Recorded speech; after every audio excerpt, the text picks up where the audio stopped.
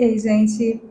Então, eu nem ia gravar vídeo hoje, né? Eu resolvi ligar a câmera aqui. Eu tô em cima da hora para entrar numa reunião. Dá até para ver no computador aqui atrás. Daqui a pouquinho eu vou entrar na reunião do YouTube. Mas eu queria falar uma coisa para vocês, assim. Eu acho interessante quando a gente, sei lá, tem um insight, assim, é melhor a gente falar.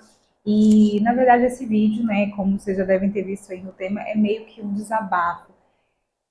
E é um desabafo, na verdade, não é com relação a ninguém, alguma coisa assim em específico, né?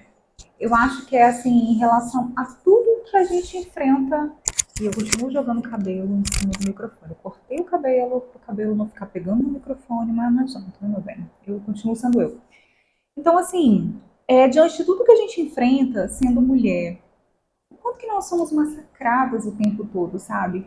E talvez você está assistindo isso, se você é homem, inclusive o Adriano vai editar esse vídeo, ele é homem, né? E eu acho que às vezes é um pouco difícil um homem conseguir entender isso da perspectiva de uma mulher, porque os homens, eles são criados diferente da gente. Isso daí é nítido, você pode, na maioria das famílias, se você for conversar, é muito difícil ter um casal que é evoluído já o suficiente, ainda mais falando de gerações mais antigas, né? Hoje eu acho que está crescendo sim um movimento de mães de meninos que estão tentando criar com igualdade, ensinar as coisas para ambos, né? E não somente para as meninas. Por exemplo, eu fui criada por uma família extremamente machista. Era uma coisa que era assim cruel aos nossos olhos, né? Tudo que acontecia ali. É, os meninos tinham um quarto separado, enquanto nós tínhamos que dormir amontoados umas nas outras. Nós não podíamos sair de casa. E quando eu falo sair de casa, eu não estou falando balada, eu não estou falando. A gente não podia ir para a igreja, a gente não podia ir desacompanhada para a escola. E muitas vezes nós fomos impedidas de ir para a escola. Porque eu não sei o que passava na cabeça, né, dos genitores para fazer isso. Simplesmente era tipo uma punição, era achar que a escola era um ambiente onde você pudesse ter contato com muitas outras pessoas e que isso pudesse alterar o seu comportamento.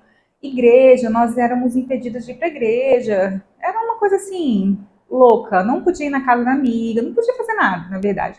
Enquanto os homens, eles tinham uma liberdade muito maior, né? Podiam sair, podiam fazer o que quisessem. E algo também que sempre me incomodou muito é que desde pequena nós mulheres sempre fomos ensinadas a fazer as coisas, né? A limpar a casa, a lavar a louça, arrumar o próprio quarto. E nós tínhamos que entrar no quarto desses meninos para arrumar, porque eles não eram adestrados nem para fazer as próprias camas.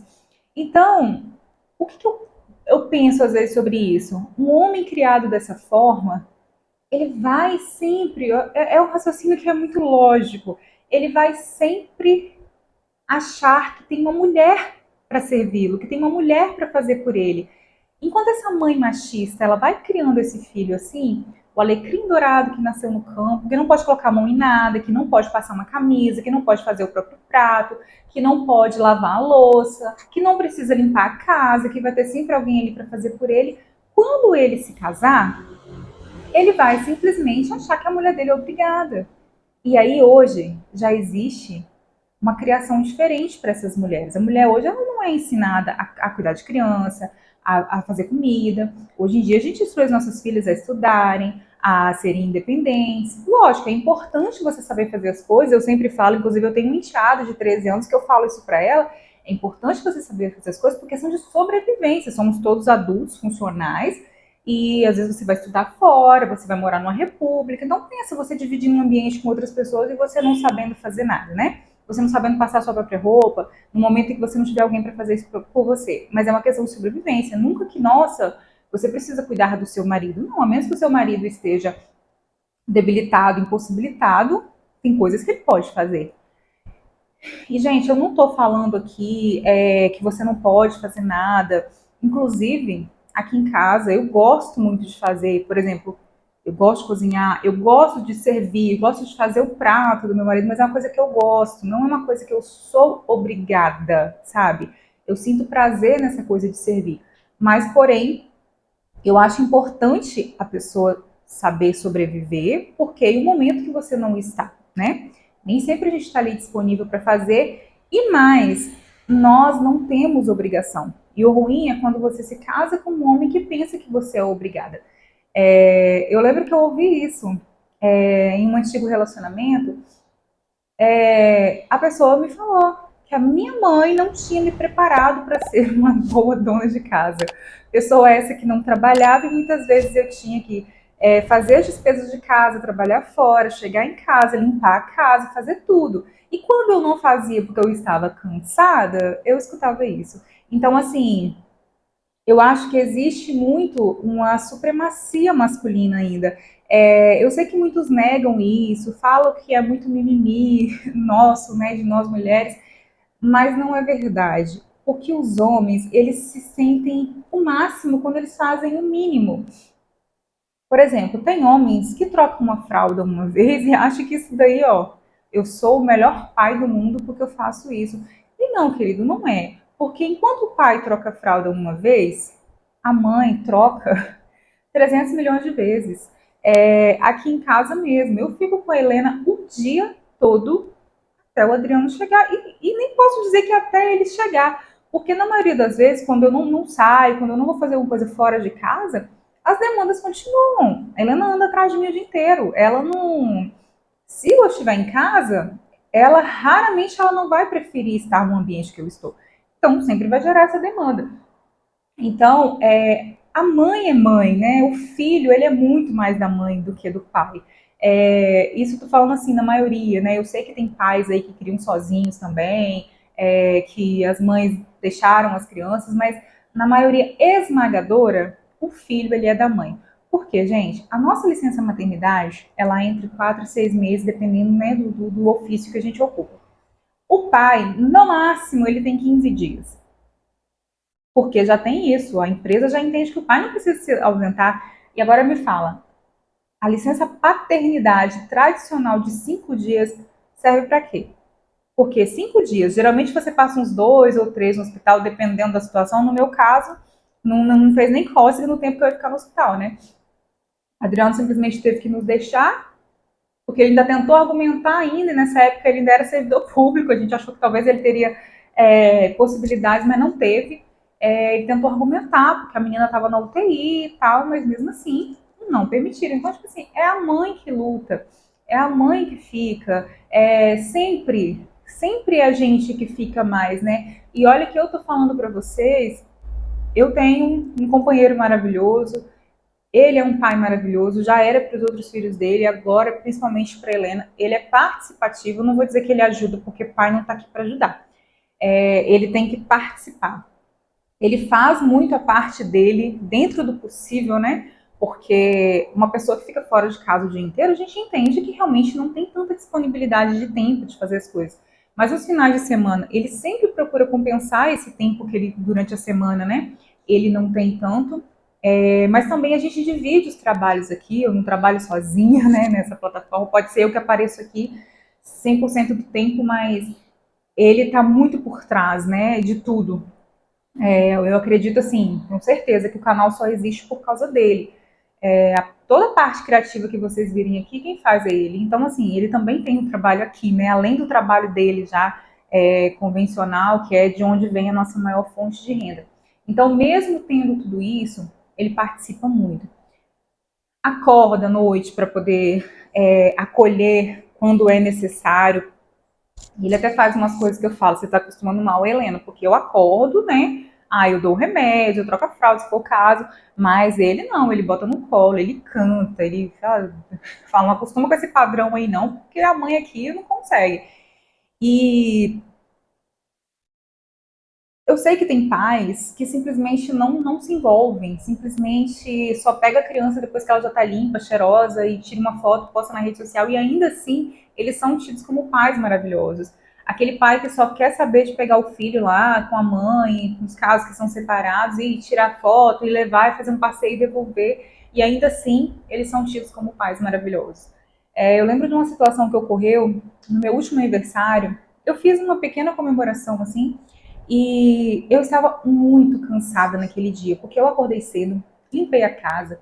Aí depois eu recebi as minhas irmãs, né, que moram fora da cidade, e aquela euforia toda e tudo. E eu acho que eu calculei tudo mal, assim, só sei que eu me enrolei toda para fazer as coisas, que eu mesmo quis cozinhar no dia. Quando os convidados começaram a chegar, eu nem tinha me arrumado, não tinha tomado banho, não tinha me maquiado, e eu tinha pensado numa coisa e no fim não consegui nada daquilo. E eu estava muito cansada, muito cansada. E nós não quisemos colocar a Helena para dormir cedo, porque a gente queria também que ela participasse daquele momento ali com a gente, né? E teve um momento que ela dormiu no meu colo, ela não aguentou mais, assim, de cansaço, de exaustão, e ela dormiu no meu colo. E aí o Adriano fez algum barulho, alguma coisa, e acordou ela. Ele pegou ela no colo e falou: Não, eu vou levar ela lá no quarto, porque se eu tô vendo a hora da reunião. Porque se eu acordei ela, eu preciso fazê-la dormir. E aí ele pegou ela, colocou no colo e foi até o quarto. E aí um dos convidados falou assim: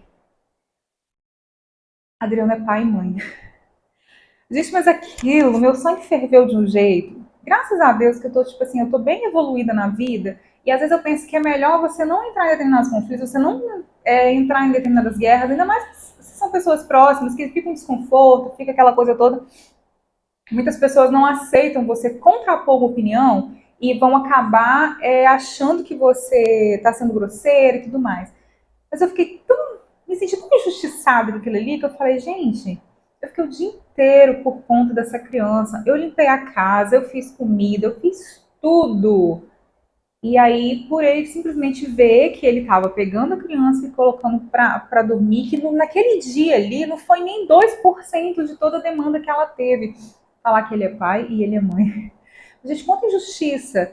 E às vezes, assim, eu até assim, as pessoas não falam por mal. Elas não falam por mal. Por não ver os homens fazendo isso, quando elas veem o mínimo, elas acham o máximo. Então, assim, às vezes quando ele tá mesmo na casa da mãe dele, que ele vai trocar uma fralda, tipo assim, eu vejo as pessoas se rasgando de elogios, enquanto quem elogia a gente? Quem nos agradece? Nossa, você é uma mãe. Eu nunca ouvi da boca de uma outra pessoa que não fosse o meu marido que eu sou uma boa mãe para Helena, que eu cuido muito bem da minha filha. Nunca ouvi isso. E eu tô fazendo isso todos os dias. Eu tô fazendo isso na frente das pessoas, eu tô fazendo isso nos bastidores.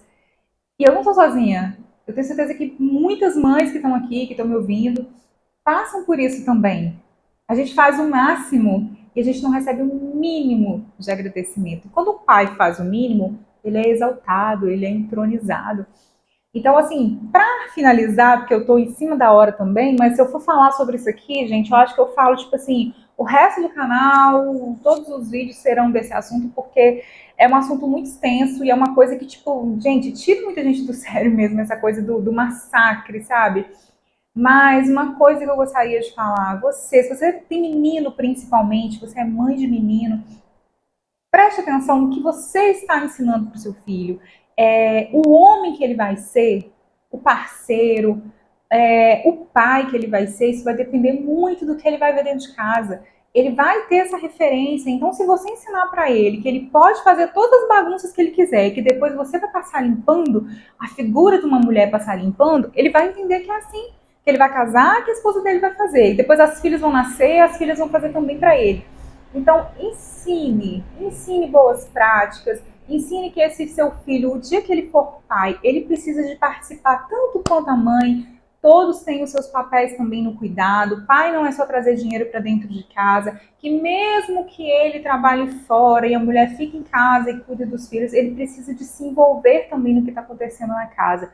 Então, acho que está nas nossas mãos essa próxima geração ser uma geração mais consciente em relação a isso.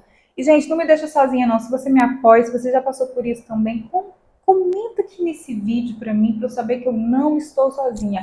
Também, gente, siga a gente lá nas redes sociais, tá? A mãe sou eu, lá no Instagram. Conversa com a gente lá, vai ser um prazer receber vocês por lá, tá?